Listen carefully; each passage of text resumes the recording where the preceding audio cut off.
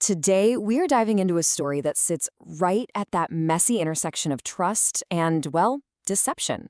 It's about a Florida property management firm that looked like a total success story on the outside. You had these respectable owners, and then you had some really serious accusations that they were funding a luxury lifestyle with their clients' money. It's a classic tale of how a picture-perfect image can hide a very troubling reality. But before we get into all the crazy details, I want to leave you with this question for a second. Just think about it. How well do you really know the people managing your money? I mean, whether it's a landlord, a financial advisor, whatever, this story is a pretty stark reminder of why that question is so important. So here's how we're going to break this down today. First, we're going to look at the perfect image this company built for itself. Then we'll get to the single tip-off that started to pull on that first thread. From there, we'll follow the investigators as they unravel the whole scheme, revealing a life of luxury funded by clients.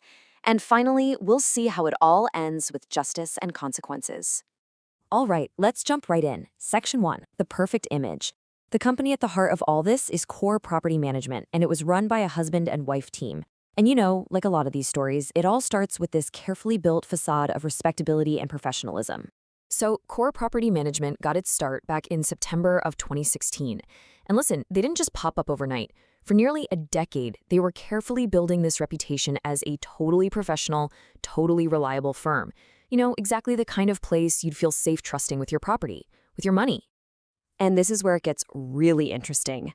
How the owners, Miranda and Timothy Ard, actually marketed themselves. According to their own website, Miranda was the owner-broker, the one providing top-tier support.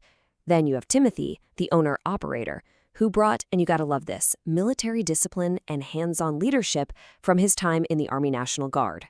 I mean, every word there is designed to build confidence, to project this image that they are completely trustworthy. Okay, on to Section 2, the tip-off. Because that perfect image, the one they spent years building, it was about to get its first major crack. And it turns out, all it took was one person who noticed something just wasn't right. And boom, there it is. October 2025. That's when the first domino fell.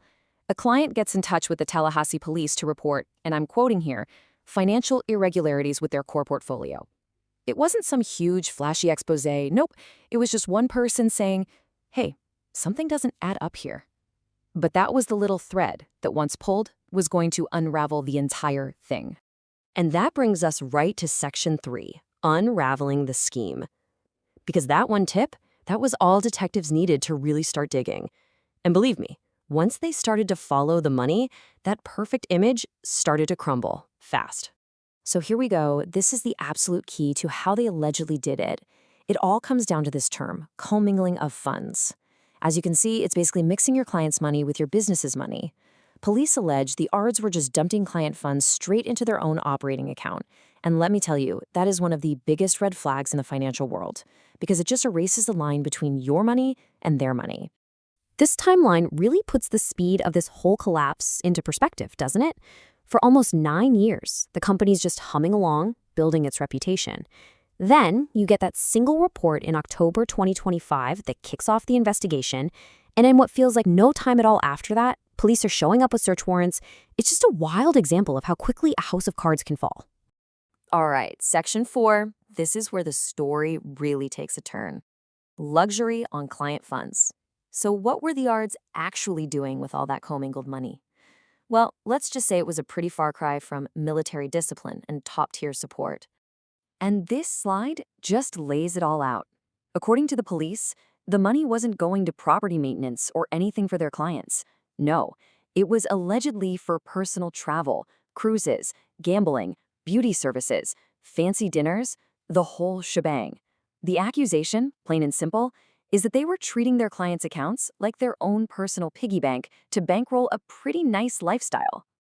And what was the damage? The official charges allege the theft was over $50,000. So we're not talking about a few small, unauthorized purchases here. This is a significant amount of money that investigators believe was systematically siphoned away from their clients. And that leads us to our final section, justice and consequences. So, the scheme is exposed, the money is gone. What happens now? How do you hold people accountable when the crime itself is such a fundamental breach of trust? Well, the legal hammer came down, and it came down hard. Miranda and Timothy Ard were arrested, and they were charged with two major felonies: grand theft and running an organized scheme to defraud.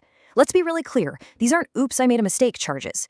These allege a deliberate, ongoing, and organized plan to steal from the very people who put their trust in them.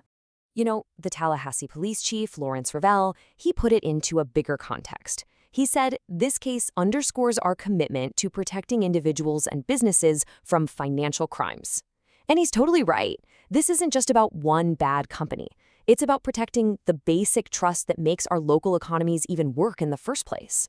And that kind of leaves us here with this final question to think about. This whole story, from top to bottom, is about trust. But when that trust is just completely shattered, it really makes you wonder, beyond the courtroom, beyond the legal system, what does true accountability even look like? And how does a client, or even a community, ever really recover from something like that?